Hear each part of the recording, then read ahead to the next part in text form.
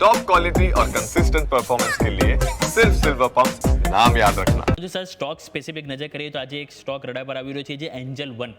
અહીંયા પણ કંપનીના પરિણામ આવ્યા અને પરિણામ ખાસા નિરાશાજનક હતા. કંપનીની આવક 22% ઘટી છે, કંપનીનો નફો ઓલમોસ્ટ 49% ઘટ્યો છે. ઇબિડા પણ જોઈએ છે સર, ઓપરેટિંગ નંબર એમના 35% ઘટ્યા, માર્જિન 39%થી ઘટીને 32.5% જોવા મળ્યો છે. એટલે કે ઓવરઓલ કંપનીએ ટોપ લાઇન, બોટમ લાઇન, ઓપરેટિંગ બધી જગ્યાએ ક્યાંક ને ક્યાંક અંડર પરફોર્મ અહીંથી કર્યું છે. સ્વાભાવિક છે કે જે F&Oમાં જે સેગમેન્ટમાં જે ચેન્જીસ કરવામાં આવ્યા, નવા નિયમો આવ્યા, એનાથી મોટો ડેન્ટ આપણને સ્ટોકમાં જોવા મળે છે. સર કઈ રીતે આપણને જોવાનું રહેશે? 4.5%ની કમજોરી અને 2240 ઉપર અત્યારે હાલ સર કામ કરી રહ્યો છે એન્જલ વન.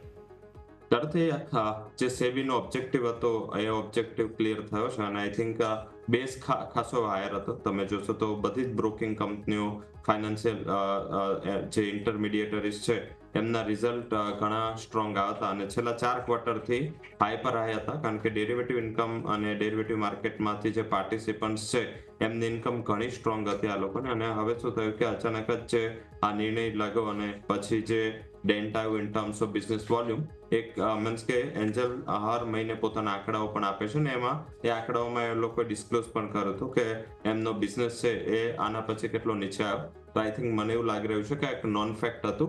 હાલાકી માર્કેટને જે પ્રોબ્લેમ છે એ શાયદ વોલ્યુમથી નથી, માર્કેટને જે પ્રોબ્લેમ છે ઓપરેશનલ પરફોર્મન્સથી છે.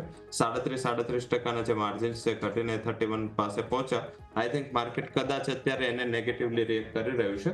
બહુ વધારે આનાથી ચિંતા કરવાની જરૂર નથી. મને એવું દેખાઈ રહ્યું છે કે આ નેગેટિવિટી છે એ શાયદ પ્રાઇસમાં આવી ચૂકી છે અને આઈ થિંક 2250, 2260 આસપાસ આવે છે તો એકવાર કોન્ટ્રા કોલ લેવું જોઈએ.